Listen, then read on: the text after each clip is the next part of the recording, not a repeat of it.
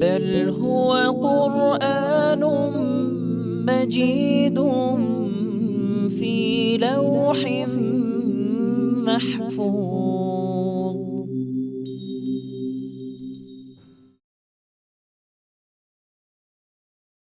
بسم الله الرحمن الرحيم.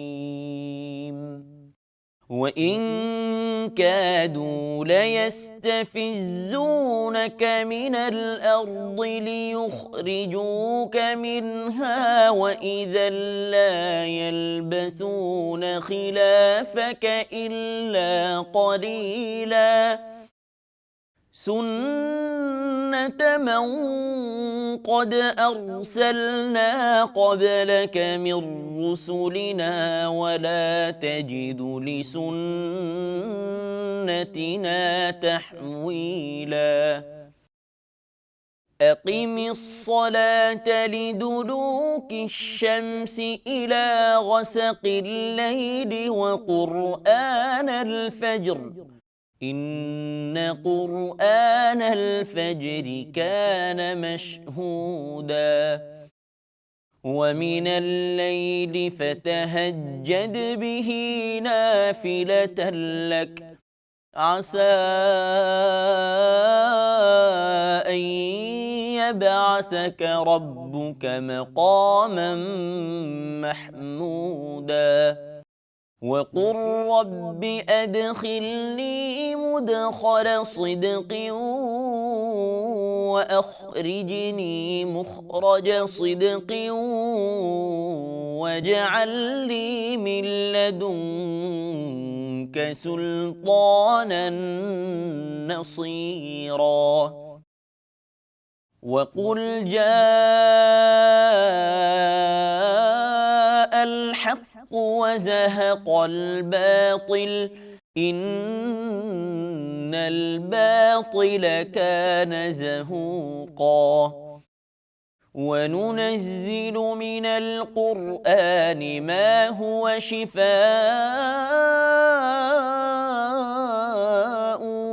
ورحمة للمؤمنين ولا يزيد الظالمين إلا خسارا وإذا أنعمنا على الإنسان أعرض ونأى بجانبه وإذا مسه الشر كان يئوسا قل كل يعمل على شاكلته فربكم أعلم بمن هو أهدى سبيلا ويسألونك عن الروح قل الروح من أمر ربي وما أوتيتم من العلم إلا قليلا ولئن شئنا لنذهبن بالذي أوحينا إليك ثم لا تجد لك به علينا وكيلا إلا رحمة من ربك إن فضله كان عليك كبيرا قل لئن اجتمعت الإنس والجن على أن يأتوا بمثل هذا القرآن لا يأتون بمثله ولو كان بعضهم لبعض ظهيرا ولقد صرفنا للناس في هذا القرآن من كل مثل فأبى أكثر الناس إلا كفورا وقالوا لن نؤمن لك حتى حتى تفجر لنا من الأرض ينبوعا أو تكون لك جنة من نخيل وعنب فتفجر الأنهار خلالها تفجيرا أو تسقط السماء كما زعمت علينا كسفا أو تأتي بالله والملائكة قبيلا أو يكون لك بيت من زخرف أو ترقى في السماء ولن نؤمن لرقيك حتى تنزل علينا كتابا نقرأه قل سبحان ربي هل كنت إلا بشرا رسولا صدق الله العظيم.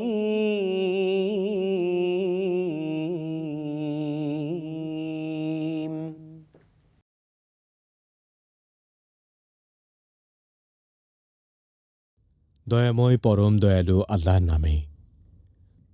উহারা তোমাকে দেশ হইতে উৎখাত করিবার চূড়ান্ত চেষ্টা করিয়াছিল, তোমাকে সেথা হইতে বহিষ্কার করিবার জন্য। তাহা হইলে তোমার পর উহারাও সেখানে অল্পকাল টিকিয়া থাকিত। আমার রাসূলগণের মধ্যে তোমার পূর্বে যাহাদেরকে পাঠাইয়াছিলাম তাহাদের ক্ষেত্রেও ছিল এইরূপ নিয়ম, এবং তুমি আমার নিয়মের কোনো পরিবর্তন পাইবে না। সূর্য হেলিয়া পড়িবার পর হইতে রাত্রির ঘন অন্ধকার পর্যন্ত সালাত কায়েম করিবে, এবং কায়েম করিবে ফজরের সালাত। নিশ্চয়ই ফজরের সালাত উপস্থিতির সময়, এবং রাত্রির কিছু অংশে তাহাজ্জুদ কায়েম করিবে। ইহা তোমার এক অতিরিক্ত কর্তব্য। আশা করা যায় তোমার প্রতিপালক তোমাকে প্রতিষ্ঠিত করিবেন প্রশংসিত স্থানে। বলো, হে আমার প্রতিপালক, আমাকে প্রবেশ করাও কল্যাণের সঙ্গে, এবং আমাকে নিষ্ক্রান্ত করাও কল্যাণের সঙ্গে, এবং তোমার নিকট হইতে আমাকে দান করিও সাহায্যকারী শক্তি। এবং বলো, সত্য আসিয়াছে এবং মিথ্যা বিলুপ্ত হইয়াছে। মিথ্যা তো বিলুপ্ত হইবারই। আমি অবতীর্ণ করি কুরআন, যাহা মুমিনদের জন্য আরোগ্য রহমত, কিন্তু উহা জালিমদের ক্ষতি বৃদ্ধি করে। আমি যখন মানুষের প্রতি অনুগ্রহ করি তখন সে মুখ ফিরাইয়া নেয় ও দূরে সরিয়া যায়, এবং তাহাকে অনিষ্ট স্পর্শ করিলে সে একেবারে হতাশ হইয়া পড়ে। বলো, প্রত্যেকেই নিজ প্রকৃতি অনুযায়ী কাজ করিয়া থাকে, এবং তোমার প্রতিপালক সম্মুখ অবগত আছেন চলার পথে কে সর্বাপেক্ষা নির্ভুল। তোমাকে উহারা রূহ সম্পর্কে প্রশ্ন করে। বলো, রূহ আমার প্রতিপালকের আদেশ ঘটিত, এবং তোমাদেরকে জ্ঞান দেওয়া হইয়াছে সামান্যই। ইচ্ছা করিলে আমি তোমার প্রতি যাহা ওহী করিয়াছি তাহা অবশ্যই প্রত্যাহার করিতে পারিতাম। তাহা হইলে এই বিষয়ে তুমি আমার বিরুদ্ধে কোনো কর্মবিধায়ক পাইতে না। ইহা প্রত্যাহার না করা তোমার প্রতিপালকের দয়া। তোমার প্রতি আছে তাহার মহা অনুগ্রহ। বলো, যদি কোরআনের অনুরূপ কোরআন আনায়নের জন্য মানুষ ও জিন সমবেত হয়, এবং যদিও তাহারা পরস্পরকে সাহায্য করে, তবুও তাহারা ইহার অনুরূপ আনায়ন করিতে পারিবে না। আর অবশ্যই আমি মানুষের জন্য এই কোরআনে বিভিন্ন উপমা বিশদভাবে বর্ণনা করিয়াছি, কিন্তু অধিকাংশ মানুষ কুফরি করা ব্যতীত ক্ষান্ত হইল না। এবং উহারা বলে, আমরা কখনোই তোমাতে ঈমান আনিব না যতক্ষণ না তুমি আমাদের জন্য ভূমি হইতে এক প্রস্রবণ উৎসারিত করিবে, অথবা তোমার খেজুরের ও আঙুরের এক বাগান হইতে, যাহার ফাঁকে ফাঁকে তুমি অজস্র ধারায় প্রবাহিত করিয়া দিবে নদী নালা। অথবা তুমি যেমন বলিয়া থাকো, তদনুযায়ী আকাশকে খণ্ড বিখণ্ড করিয়া আমাদের উপর ফেলিবে। অথবা আল্লাহ ও ফেরেশতাগণকে আমাদের সম্মুখে উপস্থিত করিবে। অথবা তোমার একটি স্বর্ণ নির্মিত গৃহ হইবে, অথবা তুমি আকাশে আরোহণ করিবে। কিন্তু তোমার আকাশ আরোহণে আমরা কখনোই ঈমান আনিব না, যতক্ষণ তুমি আমাদের প্রতি এক কিতাব অবতীর্ণ না করিবে, যাহা আমরা পাঠ করিব। বলো, পবিত্র মহান আমার প্রতিপালক, আমি তো হইতেছি কেবল একজন মানুষ, একজন রাসূল।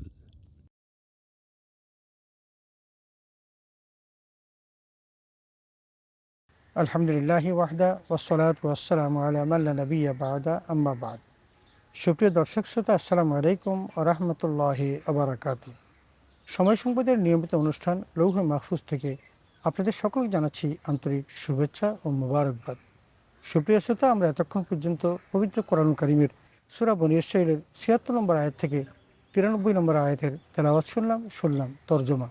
আসুন আমরা এই আয়াতে কারিমাগুলোর সংক্ষিপ্ত তাফসীর শুনি। আল্লাহ তাআলা আমাদের সকলকে কোরআন কারীম বুঝার তৌফিকে দান করুন, আমিন।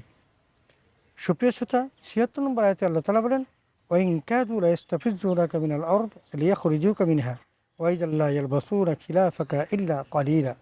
আল্লাহ তাআলা বলছেন, তারা তোমাকে দেশ হতে উৎখাত করার চূড়ান্ত চেষ্টা করেছিল তোমাকে সেখান থেকে বহিষ্কার করার জন্য, তাহলে তোমার পর তারাও সেখানে অল্পকাল টিকে থাকত। রাসূল আকরাম সাল্লাল্লাহু আলাইহি ওয়াসাল্লামকে লক্ষ্য করে আল্লাহ তাআলা বলেন যে কাফের মুশরিকরা তোমাকে এই মক্কা থেকে বিতাড়িত করার সম্পূর্ণ চক্রান্ত করে ফেলেছে, এবং সেটা যদি তারা বাস্তবায়ন করে তারাও কিন্তু এই মক্কাতে টিকে থাকতে পারবে না। এ কথা আল্লাহ তাআলা আগেই তাকে জানিয়ে দিলেন। ৭৭ নম্বর আয়াতে আল্লাহ তাআলা বলেন, সুন্নাতা মান ক্বাদ আরসালনা ক্বাবলাকা মির রুসুলিনা ওয়া লা তাজিদু লিসুন্নাতিনা তাহউইলা।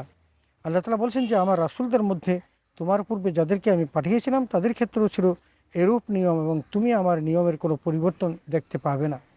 আল্লাহ রাসূলকে আল্লাহ তাআলা বলেন যে এই বিধান, এই প্রচলিত নিয়ম কিন্তু পূর্বও ছিল। যে কোনো রাসূল আসছে সেই রাসূলকে তারা প্রত্যাখ্যান করেছে, তাকে বাধা দিয়েছে, নির্যাতন করেছে, তাকে দেশ থেকে বিতাড়িত করার চেষ্টা করেছে। এটা শুধু তোমার ক্ষেত্রে নয়, অন্য অন্য নবীদের ক্ষেত্রেও সেই ঘটনা ঘটেছিল, এবং অনেক নবীকে তারা বাধ্য করেছে তার দেশ থেকে চলে যেতে, হিজরত করতে। যদি হিজরত হয় সেটা হবে তোমার জন্য আল্লাহর বিধানেরই একটা অংশ, এবং আল্লাহর বিধান কখনো পরিবর্তন হয় না। ৭৮ নম্বর আয়াতে আল্লাহ তাআলা বলেন, আকিমিস সালাতা লিদুলুকি শামসি ইলা গাসাকিল লাইলি ওয়া কুরআনাল ফাজর ইন্না কুরআনাল ফাজরি কানা মাশহুদা। আল্লাহ বলছেন যে সূর্য হেলে পড়ার পর হতে রাতের ঘন অন্ধকার পর্যন্ত সালাত কায়েম করবে, এবং কায়েম করবে ফজরের কোরআন পাঠও, কারণ ভোরের কোরআন পাঠ সাক্ষী স্বরূপ। সুপ্রিয় শ্রোতা, ৫ ওয়াক্ত নামাজের জন্য আপনি দেখবেন যে আল্লাহ তাআলা যেটা বলেছেন, সূর্য হেলে পড়ার পর থেকে প্রহর শেষ হওয়া পর্যন্ত, তার মানে রাত গভীর হওয়া পর্যন্ত নামাজ পড়তে বলেছেন। এর মধ্যে 4টি নামাজ আছে। তোমরা একটি হলো জুহরের নামাজ, একটি আসরের নামাজ, একটি মাগরিব নামাজ, এবং একটি হলো এশার নামাজ। এবং ফজর সম্পর্কে বলছেন যে ফজরের নামাজে তোমরা কোরআন তেলাওয়াত করো, কারণ এটা হলো সারাদিনের সাক্ষী। এইভাবে আমরা 5টি নামাজের সময়কাল পেয়েছি। 5টি নামাজের মধ্যে 4টি আল্লাহ তাআলা এই আয়াতের কারিমার প্রথম অংশ বলেছেন, এবং মাঝখানে আল্লাহ তাআলা বলেছেন ওয়া কুরআনাল ফাজরি, এবং ফজরের কোরআন পাঠের কথাও বলেছেন। সুতরাং 5 ওয়াক্ত নামাজ যে আমাদের উপর আল্লাহ তাআলা বিধিবদ্ধ করে দিয়েছেন, তারই একটা বহিঃপ্রকাশ এই আয়াতে কারিমায় স্পষ্ট করে তুলে ধরা হয়েছে। ৭৯ নম্বর আয়াতে আল্লাহ তাআলা বলেন, ওমিনাল লাইলি ফাতাহাজ্জাদ বিহি নাফিলাতাল লাক আসা আইয়াবআসাকা রাব্বুকা মাকামান মাহমুদা। এখানে আল্লাহ তাআলা রাসূল আকরাম সাল্লাল্লাহু আলাইহি ওয়াসাল্লামকে বিশেষ একটি ইবাদত করার কথা বলেছেন, সেটি হলো তাহাজ্জুদের নামাজ। আল্লাহ বলছেন, আর রাতের কিছু অংশে তাহাজ্জুদ কায়েম করবে, এটা তোমার এক অতিরিক্ত কর্তব্য। আশা করা যায় তোমার রব তোমাকে প্রতিষ্ঠিত করবেন প্রশংসিত স্থানে। সুপ্রিয় শ্রোতা, রাসূল আকরাম সাল্লাল্লাহু আলাইহি ওয়াসাল্লামকে আল্লাহ বিশেষ একটা ইবাদত দিয়েছেন, সেটা হলো তাহাজ্জুদের নামাজ। এই তাহাজ্জুদের নামাজ অত্যন্ত গুরুত্বপূর্ণ একটি নামাজ। আল্লাহর নৈকট্য হাসিল করার সেরা মাধ্যম হলো এই তাহাজ্জুদের নামাজ। রাসূল আকরাম সাল্লাল্লাহু আলাইহি ওয়াসাল্লামকে আল্লাহ তাআলা বলেছেন যে রাতের কিছু অংশে তুমি তাহাজ্জুদের নামাজ পড়বে, এবং এটা তোমার জন্য অতিরিক্ত, এটা কোনো ফরজ নয়, কিন্তু এর মাধ্যমে আল্লাহ তাআলা তোমাকে মাকামে মাহমুদ দান করবেন। ৮০ নম্বর আয়াতে আল্লাহ তাআলা বলেন, অকুর রব্বি আদখিলনি মুদখালা সিদকিন ওয়া আখরিজনি মুখরাজা সিদক ওয়াজআলনি মিন লাদুনকা সুলতানান নাসীরা। আল্লাহ বলছেন, হে নবী আপনি বলুন, হে আমার রব, যেখানে গমন শুভ সন্তোষজনক আপনি আমাকে সেখানে নিয়ে যান, এবং যেখান হতে নির্গমন শুভ সন্তোষজনক সেখান হতে আমাকে বের করে নিন, এবং আপনার নিকট হতে আমাকে দান করুন সাহায্যকারী শক্তি। সুপ্রিয় শ্রোতা, রাসূল আকরাম সাল্লাল্লাহু আলাইহি ওয়াসাল্লামের সাহাবীদের উপর যখন বিভিন্নভাবে নির্যাতন হচ্ছিল, তখন তিনি ভাবছিলেন যে তাকে যে কোনো সময় হয়তো হিজরত করতে হতে পারে, এবং একদিন আল্লাহ তাআলা তাকে হিজরতের নির্দেশও দিলেন। এবং রাসূল আকরাম সাল্লাল্লাহু আলাইহি ওয়াসাল্লাম যেদিন থেকে তিনি ভাবলেন যে তার হিজরত করতে হতে পারে, সেদিন থেকেই তিনি আল্লাহর কাছে একটি দোয়া করতেন, রব্বি আদখিলনি মুদখালা সিদকিন ওয়া আখরিজনি মুখরাজা সিদক।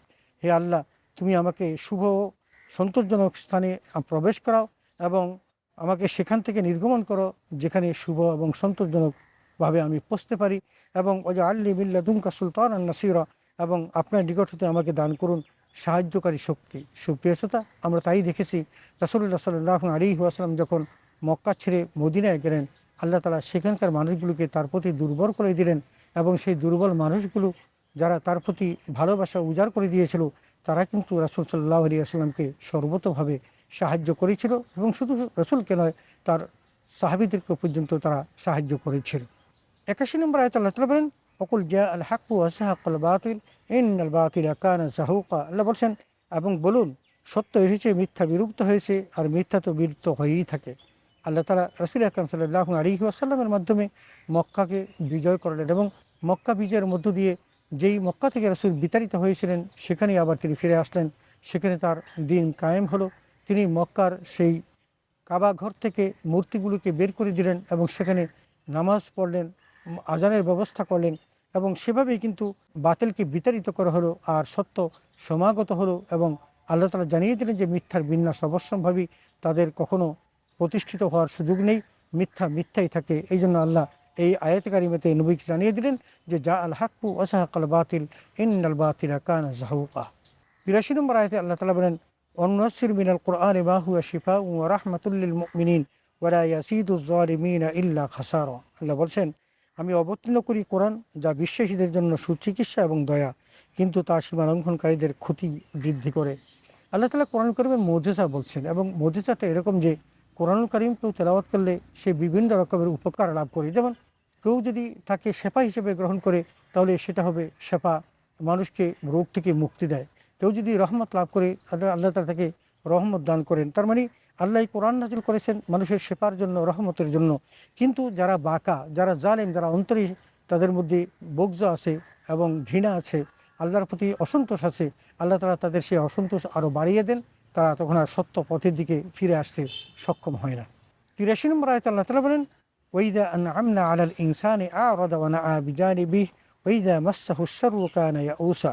আল্লাহ বলছেন, যখন আমি মানুষের উপর অনুগ্রহ করি তখন সে মুখ ফিরিয়ে নেয় ও অহংকার করে দূরে সরে যায়, এবং তাকে অনিষ্ট স্পষ্ট করলে সে একেবারে হতাশ হয়ে পড়ে। সুপ্রিয় শ্রোতা, স্পষ্ট করে আমাদের মানুষের স্বভাব চরিত্র সম্পর্কে আল্লাহ বলছেন যে অকৃতজ্ঞরা সুখের সময় আল্লাহ থেকে বিমুখ থাকে এবং বিপদের সময় আল্লাহকে ডাকে। সুপ্রিয় শ্রোতা, এমনটি আমরা দেখি যখন বিপদ ঘনীভূত হয় এবং তাকে আঁকড়ে ধরে, তখন সে কিন্তু বাঁচার জন্য আল্লাহর কাছে একনিষ্ঠ মনে প্রার্থনা করে। আবার যখন বিপদ তার কাছ থেকে চলে যায়, তখন সে আবার আল্লাহর সাথে বিরুদ্ধাচরণ করে। এটি হলো মানব চরিত্র। এই জন্য আল্লাহ তাআলা বলছেন, যখন তাদেরকে কি করা হয়, যখন অনিষ্ট স্পর্শ করে, তখন তারা একেবারে হতাশ হয়ে পড়ে, এবং হতাশার কারণে তারা তখন আল্লাহ থেকে তারা ফিরিয়ে যায় এবং মুখ ফিরিয়ে তারা অন্যায়ের দিকে ধাবিত হয়। 84 নম্বর আয়াতে আল্লাহ তাআলা বলেন, কুল্লু ইয়া'মালু আলা শাকিরাতিহি ফারাব্বুকুম আ'লামু বিমান হুয়া আহদা সাবিলা। আল্লাহ বলছেন, বলো হে নবী, প্রত্যেকে তার নিজ নিজ রীতি অনুসারে কাজ করে, কিন্তু তোমার রব ভালো করে জানেন কে সর্বাপেক্ষা নির্ভুল পথে আছে। প্রত্যেকটি মানুষই আল্লাহ তাআলা একটা নির্দিষ্ট গতি দিয়েছেন, তাকে বিবেক দিয়েছেন, বুদ্ধি দিয়েছেন। এই বিবেক বুদ্ধিতে তাড়িত হয়ে সে চলে, এটাই মানুষের কাজ। কিন্তু কেউ যদি তার বুদ্ধিকে ভালো কাজে ব্যবহার করে, তাহলে সে সঠিক পথের দিশা পাবে, এবং তার বুদ্ধিকে যদি খারাপ কাজে ব্যবহার করে, তাহলে সে অনিষ্ট পথের দিশারি হবে। এই জন্য আল্লাহ তাআলা যে কথাটা বলেছেন, ফারাব্বুকুম আ'লামু বিমান হুয়া আহদা সাবিলা, কিন্তু তোমার রব জানেন কে সর্বাপেক্ষা নির্ভুল পথে চলে, কারণ আল্লাহর কাছে তার মাপকাঠিতে ধরা পড়ে কে ভালো পথে আছেন আর কে খারাপ পথে আছেন।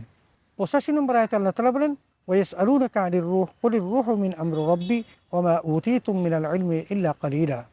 আল্লাহ তাআলা বলছেন যে রূহ কি জিনিস, এই সম্পর্কে বলতে গিয়ে বলেন, তোমাকে মানুষ রূহ সম্পর্কে জিজ্ঞেস করবে, তখন তুমি জিজ্ঞেস করলে বলবে রূহ আমার রবের আদেশ, এই বিষয়ে তোমাদেরকে সামান্যই জ্ঞান দেওয়া হয়েছে। সুপ্রিয় শ্রোতা, সত্যিকার অর্থে রূহ কী জিনিস এটা আল্লাহ ভালো জানেন। এবং রূহ যখন হযরত আদম আলাইহিসসালামের উপর যখন মাটির একটা অবয়ব তৈরি করে সেখানে ঢুকিয়ে দিলেন, সে মানব চরিত্রে মানব আকারে সে প্রতিষ্ঠিত হলো।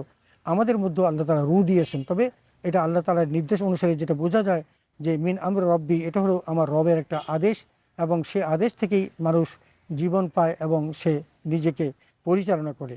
এবং আল্লাহ তাআলা স্পষ্ট করে জানিয়ে দিয়েছেন ওমা উতীতু মিনাল ইলমি ইল্লা কালিলা, এবং এই সম্পর্কে আল্লাহ সামান্য জ্ঞান দিয়েছেন। মানুষ যদি জানতে চেষ্টা করে, বুঝতে চেষ্টা করে রূহ কী জিনিস, তাহলে তার পক্ষে এটা আবিষ্কার করা সম্ভব হবে না, কারণ আল্লাহ তাআলা তাকে সেটা জানতে দেন না এবং দিবেনও না। ৮৬ নম্বর আয়াতে আল্লাহ তাআলা বলেন ওয়ালা ইন শি'না লানাযহাবান্না বিল্লাযী আওহাইনা ইলাইক সুম্মা লা তাজিদু লাকা বিহি আলাইনা ওয়াকিলা। আল্লাহ বলছেন, ইচ্ছা করলে আমি তোমার প্রতি যা প্রত্যাদেশ করেছি তা অবশ্যই প্রত্যাহার করতে পারতাম, তাহলে তুমি এই বিষয়ে আমার বিরুদ্ধে কোনো কর্মবিধায়ক পেতে না। সুপ্রিয় শ্রোতা, আমার নবীকে আল্লাহ বলে দিচ্ছেন যে তোমার উপর যে ওহী নাযিল করেছি, আমি চাইলে এগুলো সরিয়ে নিতে পারতাম, এগুলো নাও দিতে পারতাম, অথবা যা দিয়েছি সেগুলো আমি আবার সরিয়ে নিতে পারতাম, কিন্তু এগুলো সরিয়ে নিলে তুমি কোনো কর্মবিধায়ক পাবে না। তার মানে আল্লাহই কর্মবিধায়ক। আল্লাহ তোমার জন্য যেটা কল্যাণকর সেটাই আল্লাহ করেন, যেটা অকল্যাণের সেটা আল্লাহ করেন না। অতএব আল্লাহ তোমাকে চাইলে তো এই কোরআন তোমাকে দিয়েছেন সেটা সরিয়ে নিতে পারেন, কিন্তু তুমি সেই ক্ষেত্রে কোনো কর্মবিধায়ক খুঁজে পাবে না। ৮৭ নম্বর আয়াতে আল্লাহ তাআলা বলেন ইল্লা রাহমাতাম মির রাব্বিক ইন্না ফাদলাহু কানা আলাইকা কাবীরা। সুপ্রিয় শ্রোতা, আমরা তো মহান রবের করুণার মধ্যেই ভেসে আছি এবং তার করুণার মধ্যেই আমরা ডুবে আছি। এই জন্য আল্লাহ বলছেন যে এটা প্রত্যাহার না করা তোমার রবের দয়া, তোমার প্রতি আছে তার মহা অনুগ্রহ। কারণ তোমাকে আল্লাহ অনুগ্রহ করেন, ভালোবাসেন বলেই তোমার উপর থেকে আল্লাহ তাআলা এই কোরআন কারীম সরিয়ে নিচ্ছেন না, এবং সেটা তিনি নেবেনও না। কারণ এটাতে আল্লাহ তাআলা তোমাকে যে রহমত দিয়েছেন সেই রহমত মহান রবের পক্ষ থেকে এসেছে, এবং এটা তিনি তার প্রত্যাহার করা আল্লাহ তাআলা তোমার প্রতি রাগান্বিত হয়ে করবেন, কিন্তু আল্লাহ তাআলা তোমাকে যেহেতু ভালোবাসেন, তোমার প্রতি রহম করেন, অতএব তিনি এটা কখনো তোমার কাছ থেকে ফেরত নেবেন না। ৮৮ নম্বর আয়াতে আল্লাহ তাআলা বলেন কুল লা ইন ইজতামাআতিল ইনসু ওয়াল জিন্নু আলা আন ইয়াতু বিমিসলি হাযাল কুরআন লা ইয়াতুনা বিমিসলিহি ওয়ালাউ কানা বা'দুহুম লিবা'দিন যাহিরা। আল্লাহ বলছেন যে হে নবী বলুন, যদি এই কোরআনের অনুরূপ কোরআন আনয়নের জন্য মানুষ ও জিন সমবেত হয় এবং তারা পরস্পরকে সাহায্য করে, তবুও তারা অনুরূপ কোরআন আনয়ন করতে পারবে না। সুপ্রিয় শ্রোতা, কোরআন এমন এক জিনিস যেটা লৌহে মাহফুজ থেকে আল্লাহ তাআলা রাসূল আকরাম সাল্লাল্লাহু আলাইহি ওয়াসাল্লামকে ওই প্রথম আকাশে দিয়েছিলেন, সেখান থেকে 23 বছরের ক্রমাগত সাধনায় নবীজির প্রয়োজন অনুসারে আল্লাহ তাকে দিয়েছেন। কিন্তু এই কোরআনকে তারা যখন অস্বীকার করেছিল, আল্লাহ চ্যালেঞ্জ দিয়েছেন যে যদি তোমাদের সক্ষম হয় তাহলে কোরআনের মতো আরেকটা কোরআন তৈরি করো, তো তারা সেটা পারে নাই। এজন্য আল্লাহ তাআলা বলছেন পৃথিবীতে যত জিন এবং মানুষ আছে সকলকে যদি একত্রে করে বলা হয় তারা কোরআনের মতো কোরআন তৈরি করতে, আল্লাহ তাআলা বলছেন লা ইয়াতুনা বিমিসলিহি ওয়ালাউ কানা বা'দুহুম লিবা'দিন যাহিরা। যদি তারা পরস্পরের বন্ধুরূপে গ্রহণ করে তারা চেষ্টা করে, তবুও তারা কোরআনের মতো কোরআন তারা তৈরি করতে পারবে না। এই জন্য আল্লাহ তাআলা এই কোরআনকে মুজিজা হিসেবে দিয়েছেন। এই কোরআন পৃথিবীতে কিয়ামত পর্যন্ত থাকবে, কিন্তু কোরআনের মতো কোনো কোরআন এবং কোরআনের মতো কোনো ভার্স কেউ কোনোদিন তৈরি করতে সক্ষম হবে না। সুপ্রিয় শ্রোতা, 89 নম্বর আয়াতে আল্লাহ তাআলা বলেন ওয়ালাকাদ সাররাফনা লিন-নাসি ফি হাযাল কুরআনি মিন কুল্লি মাসাল ফাআবা আকসারুন নাসি ইল্লা কুফুরা। আল্লাহ বলছেন আমি মানুষের জন্য এই কোরআনের বিভিন্ন উপমা দ্বারা আমার বাণী বিশদভাবে বর্ণনা করেছি, কিন্তু অধিকাংশ মানুষ অকৃতজ্ঞতা ছাড়া আর সব কিছুই অস্বীকার করে। সুপ্রিয় শ্রোতা, আল্লাহ তাআলা অনেক উপমা দিয়েছেন, অনেক এক্সাম্পল দিয়ে মানুষকে বুঝিয়েছেন যাতে করে মানুষ সঠিক পথের দিশা পায়, এবং আল্লাহ তাআলা এটা দিয়েছেন বিশদ বর্ণনা এসেছে যাতে মানুষ বুঝতে পারে। কারণ কোরআন কারীম তো আল্লাহ তাআলা দিয়েছেন মানুষ বুঝে যেন সেটাকে আমল করতে পারে, সেই অনুসারে তারা চলতে পারে। কিন্তু অধিকাংশ মানুষ অকৃতজ্ঞ, যারা বুঝতে চায় না, তারা আল্লাহর এই কিতাবকে অবহেলা করে, অবজ্ঞা করে, এবং তারা সঠিক পথ থেকে বিচ্যুত হয়। 90 নম্বর আয়াতে আল্লাহ তাআলা বলেন ওয়াকালু লান নু'মিনা লাকা হাত্তা তাফজুরা লানা মিনাল আরদি ইয়ামবুআ। আল্লাহ তাআলা বলছেন যে আর তারা বলে কখনোই আমরা তোমাকে বিশ্বাস স্থাপন করব না যতক্ষণ না তুমি আমাদের জন্য ভূমি হতে এক প্রস্রবণ উচ্চারিত করবে। সুপ্রিয় শ্রোতা, তারা রাসূল আকরাম সাল্লাল্লাহু আলাইহি ওয়াসাল্লামের কাছে মুজিজা প্রত্যাশা করছেন এবং বিভিন্নভাবে তারা চেষ্টা করে দেখছেন যে কেমন করে তাকে আটকাবেন এবং কেমন করে তাকে পথ ভ্রষ্ট করবেন। এবং তারা একটা অভিনব দাবি তারা করে বলল রাসূল আকরাম সাল্লাল্লাহু আলাইহি ওয়াসাল্লামের কাছে।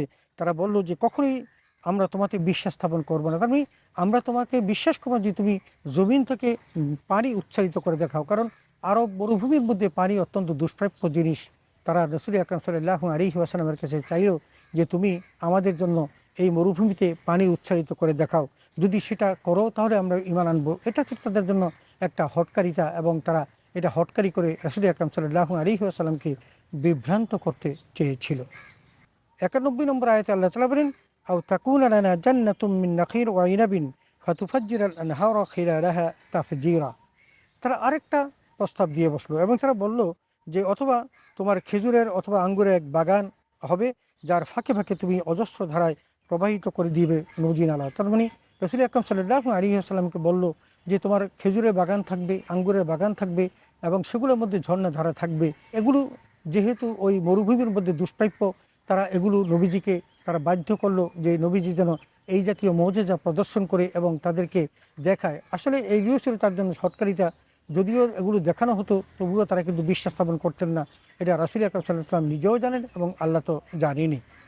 92 নম্বর আয়াতে আল্লাহ তাআলা বলেন, আও তুসকাতাস সামাআ কামা জাআমতা আলাইনা কিসাফান আও তাতিয়া বিল্লাহি ওয়াল মালাইকাতি কবিরা। আল্লাহ বলছেন যে অথবা তুমি যেমন বলে থাকো তদনুযায়ী আকাশ থেকে খণ্ড বিখণ্ড করে আমাদের উপর ফেলবে, অথবা আল্লাহ ও মালাইকাকে ফেরেশতাকে আমাদের সামনে উপস্থিত করবে। সুপ্রিয় শ্রোতা, বললো যদি এটা না করো তাহলে আরেকটা করো, যে তুমি আকাশ থেকে বারবার আমাদেরকে ভয় দেখাচ্ছ যে আকাশ থেকে আল্লাহ তোমাদের উপর গজব নাজিল করবে, তাহলে গজব নাজিল করে দেখাও না যদি সক্ষম হও, এবং দেখাও, অথবা তুমি ফেরেশতাদেরকে আমাদের সামনে এনে দেখাও, কারণ আমরা তো ফেরেশতাকে দেখছি না এবং ফেরেশতাকেও দেখছি না এবং আল্লাহকেও দেখছি না।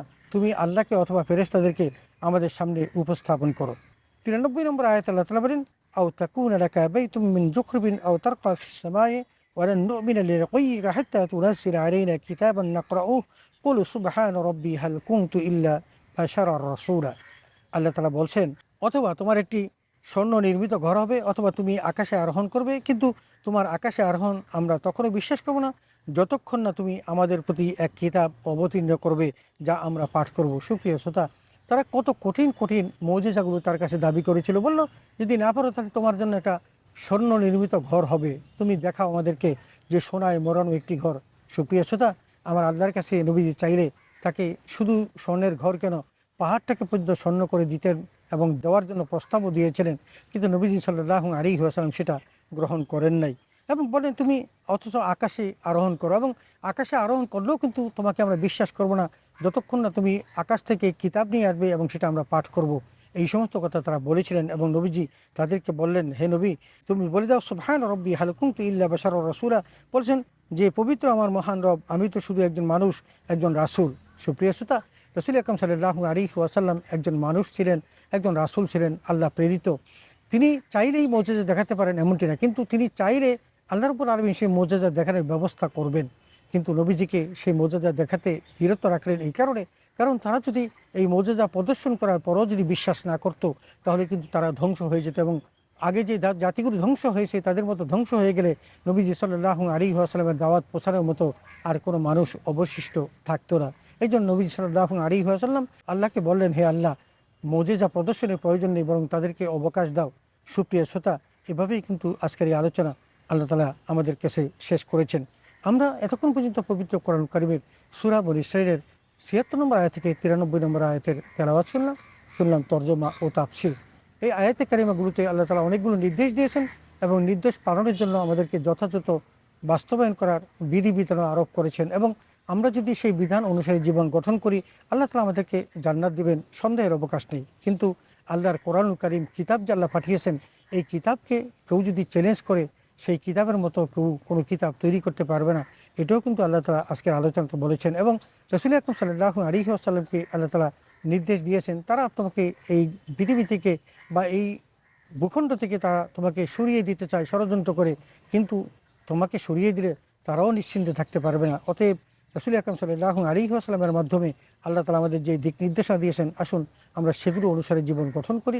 আল্লাহ তাআলা আমাদের সকলকে সে তৌফিক দান করুন, আমিন। ওয়া আখিরু দাওয়ানা আলহামদুলিল্লাহি রাব্বিল আলামিন। আসসালামু আলাইকুম ওয়া রাহমাতুল্লাহি ওয়া বারাকাতুহু।